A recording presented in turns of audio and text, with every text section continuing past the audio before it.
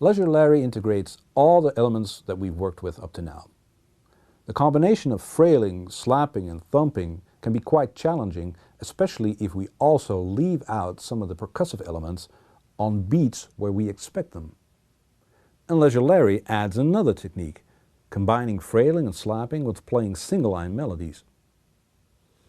For this, you'll use the index finger of your right hand, together with the thumb. We'll use both sides of the index finger, plucking up and frailing down, kind of like using it as a pick. Depending on whether you have a solid nail on that finger, you'll hear a very crispy, clear melody note or a more softer melody. We're capoed up on the 4th fret and we're playing in the key of E minor, relative to the capo.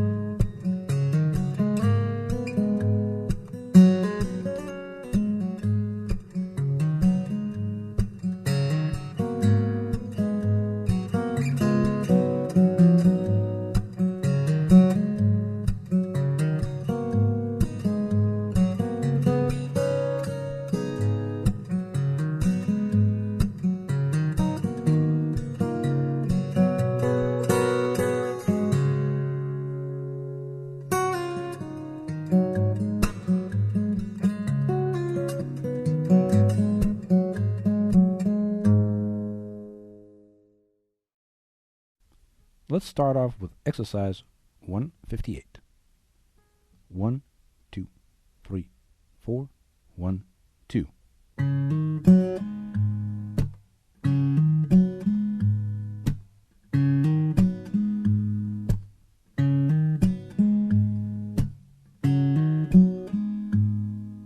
The first note is played with your thumb, and it starts on beat 3. It's the open A string, after which you hammer on your middle finger on the 2nd fret. And on beat 4 you play a palm slap and combine that with playing the open 4th string with the back of your index finger.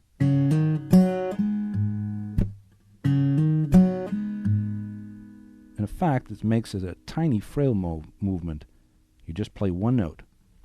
The next note on the forehand, which is the 2nd fret of the 4th string, is then played with a pluck of your index finger.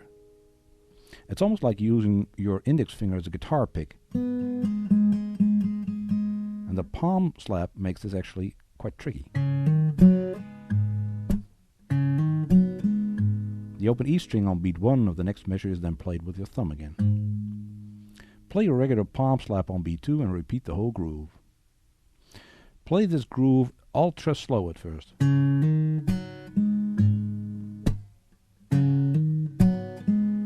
Aiming your index finger towards the 4th string on beat 4 while you're playing the slap is very challenging. I'm going to do a lot more of that. The frail on beat 2 can be played at normal volume, but you'll get a more even sounding groove if you play that frail as soft as the palm slaps on beat 4.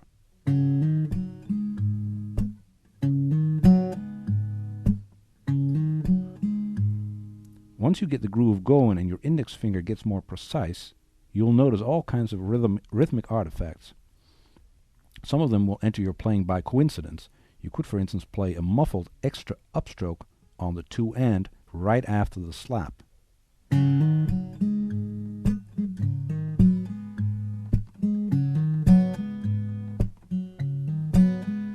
Now, as long as you stay within the groove and keep the melody clearly audible, there's nothing wrong with that. Changes in dynamics will also get you some variations. You could play beat 1 really loud,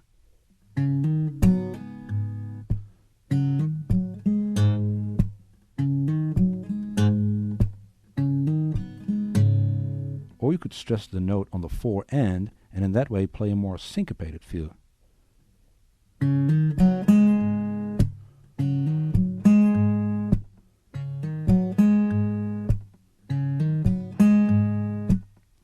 Exercise 159 will get you a slight variation of the groove. 1, 2, 3, 4, 1, 2.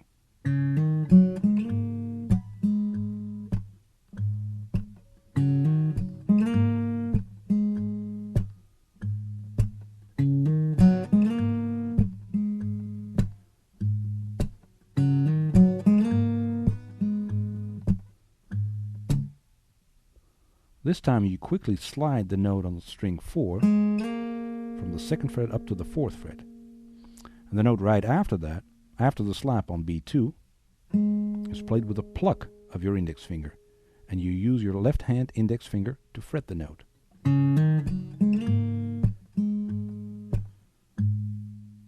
By playing in this fashion, you'll hear a clear melody and have a nice percussive bounce going.